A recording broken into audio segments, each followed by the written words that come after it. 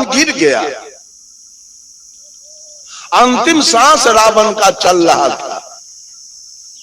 राम जी ने लखनलाल जी से कहा, ए लखनलाल, रावण बहुत बड़ा राजनीतिज्ञ था, अब वो जा रहा है दुनिया से, जाके अंत में भी तो राजनीति सीख लो।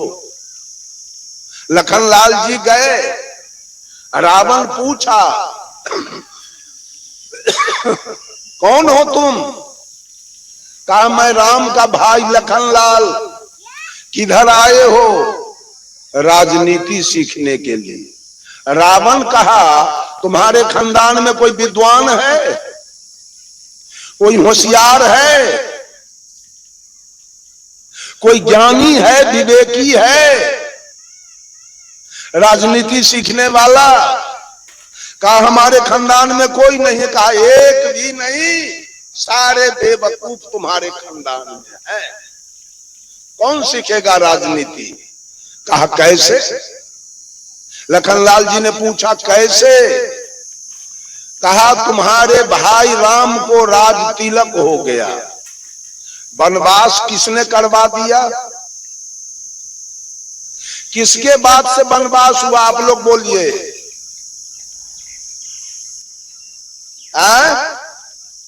केकई के बाद से। कहा, तुम्हारा बाप बेवकूफ अपने पत्नी के बात को बूझ करके और राम को वनवास करवा दिया। वो होशियार है कि काबिल दशरथ? कहा, तोहर मां केकई किसका बात बूझ के राम को वनवास कराया? तो मंथरा नौरीन के। ये बताइए, नौरीन के बात बूझने वाली रानी होशियार होगी कि बेवकूफ? कहा, तोहर मां बेवकूफ नौरीन के बात बूझ के राम को वनवास करा दिया। अरे तोहर भाई बेवकूफ राम। हमारा मामा मारीच कपट का मिर्गा बन के जंगल से निकला, तो कहते हो भाई अंतर्जामी है, तो जाना नहीं कि सही मिर्गा है कि कपट के मिर्गा है, जिसके पीछे तीर धनुष लेके दौड़ के तुम्हारा भाई गया।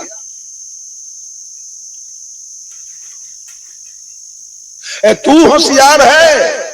जब दूर गया हमारा मामा, तो वहां से आवाज लगाया, दौड़ो लक्ष्मण, दौड़ो लक्ष्मण, बचाओ। तो तू पहचाना नहीं कि भैया बोल रहे हैं कि कोई दूसरा?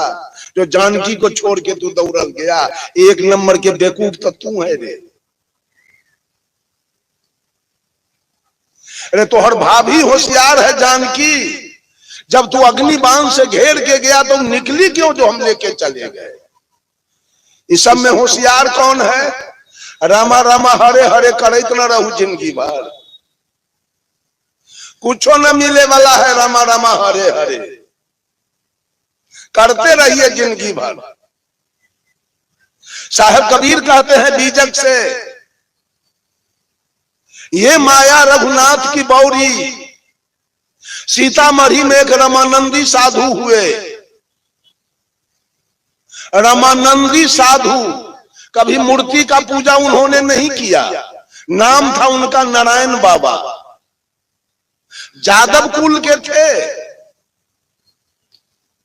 आज उनका अयोध्या में 25 एकड़ में उनका मठ का चार दीवारी है। वृंदावन में 50 एकड़ में है। मथुरा में उनका मठ है। और सीतामढ़ी के उनके नाम से लालू जी ने स्टेशन खुलवाया, तपस्वी नारायण हॉल्ट, जो सीतामढ़ी से पश्चिम है। उसके बगल में उनका मठ है, रंजीतपुर बगही गांव का नाम है। 108 कोठरी का बिल्डिंग है। असम में 108 कोठरी में आज तक जय सीताराम, जय जय सिया राम, जय सिया राम, जय जय सिया राम चल रहा। जब वो महंत जी नारायण बाबा पूज गुरुदेव की कहानी हमको कहे, धर्म स्वरूप साहब। एक दिन नारायण बाबा पहुंच गए कहां? फतुहा कबीर आश्रम। अब महंत जी विद्यानंद साहब महंत थे। कहा, महंत जी गांधी मैदान पटना में भंडारा होगा, क्या दोगे? कुछ चंदा तो दो। तो विद्यानंद साहब कहे 1 ट्रक चावल, उसका दाल और उसका आलू मैं भेज रहा हूं।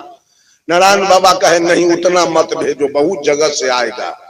तो 12 कुंटल चावल, 3 कुंटल दाल और 6 कुंटल आलू हमको भेज दो। गाड़ी पर लोड हुआ। धर्मस्वरूप साहब को नारायण बाबा कहे महंत जी आप चलो वहां प्रवचन करने के लिए। साहब जी कहे हम तो राम के विरोधी हैं। कहे कुछ बोलना लेकिन चलो।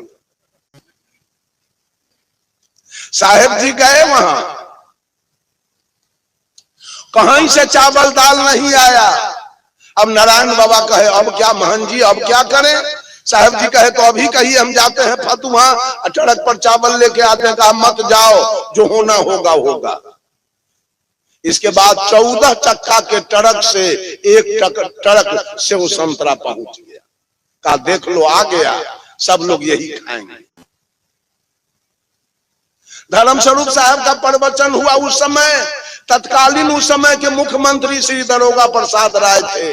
दरोगा प्रसाद राय मंच पर से बोले, कमेंट किए नारायण बाबा से कि जब राम के पत्नी का हरण हुआ तो राम चिड़िया से पक्षी से पूछते थे, हे खग हे मृग हे मधुकर श्रेणी, तू देखा सीता मृग नैनी।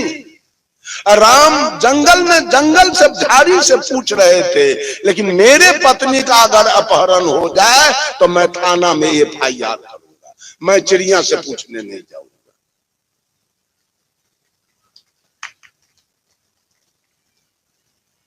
बंधुओं, भगवान बना दिए गए, सब लोग भगवान मान लिए, जो जो कह दे बस मान लीजिए। ये मंच मान लीजिए वाला नहीं है, ये मंच है जान लीजिए। और मैं कहता हूं मेरे बातों पर भी विश्वास मत कीजिए, हम बहुत बड़ा पंडा नहीं है। मेरे बातों को जानिए, मानिए कोई आदमी।